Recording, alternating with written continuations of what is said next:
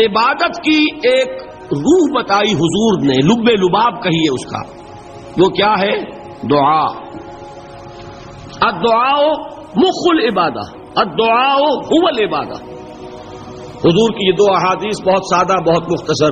دعا ہی عبادت کا جوہر ہے۔ مخ کہتے ہیں ہڈی کے اندر جو گودا ہوتا ہے وہ مخ ہے۔ گودا جو ہے عبادت کا وہ کیا ہے؟ دعا۔ توحید فی الدعا کیا ہے؟ صرف اللہ کو پکارا جائے گا۔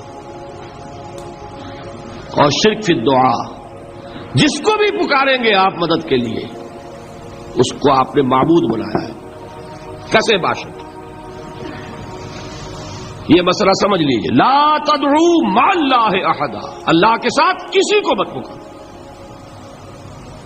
حضور نے فرمایا کہ جوتی کا تسمہ بھی مانگنا ہو تو اللہ سے مانگو۔ اللہ نے تو دروازہ کھولا ہوا ہے، جو چاہو مانگو، کسی اور سے مت مانگو۔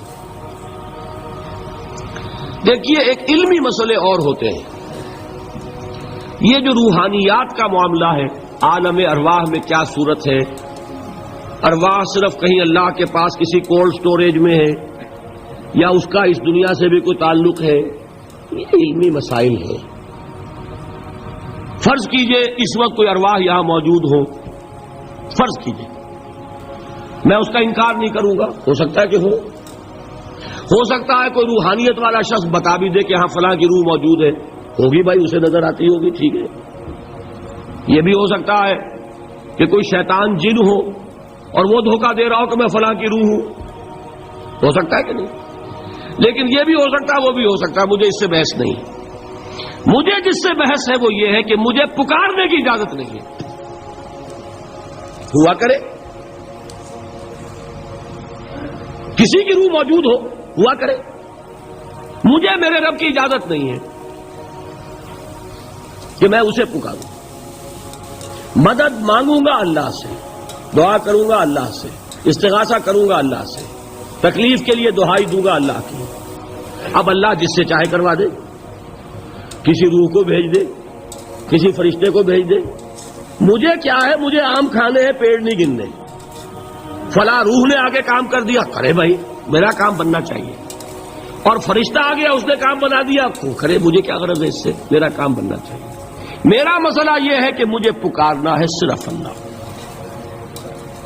اللہ کو اس کی بھی قدرت ہے، کسی کو نہ بھیجے، نہ کسی روح کو بھیجے، نہ ملائکہ کو بھیجے، بغیر کسی کے جو چاہے کر دے۔ اللہ کا مرضی ہے، وہ چاہے کسی روح کو بھیج دے، کسی فرشتے کو بھیج دے، مجھے اس سے غرض ہی کوئی نہیں۔ مجھے تو اپنی تکلیف کا دور ہونا مطلوب ہے، اس کے لیے میں پکاروں گا۔ سمجھ رہے؟ دیکھیے میں سادہ ترین کر رہا ہوں مسئلہ۔ عبد القادر جیلانی کی روح یہاں ہے یا نہیں، حضور کی روح انور یہاں ہے یا نہیں، یہ تو علمی مسئلہ ہو گیا نا۔ یہ فرشتے یہاں ہیں کہ نہیں، کوئی اختلاف ہے؟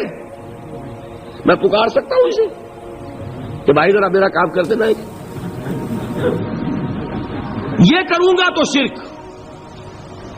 موجود ہیں کرامن کاتبین ہے کہ نہیں؟ موجود ہونا نہ ہونا یہ مسئلہ علمی۔ جو اصل میں شرک سے متعلق مسئلہ ہے وہ یہ ہے کہ پکارنے کی اجازت نہیں۔ دیکھیے حضور کی ایک حدیث ہے اور یہ ایک ہمارے لیے خوشخبری ہے۔ آج 8واں دن ہے، آپ اپنی نیند کی قربانی دے رہے ہیں، آ رہے ہیں، سن رہے ہیں۔ یہ حدیث بھی سن لیجئے، بشارت والی حدیث ہے۔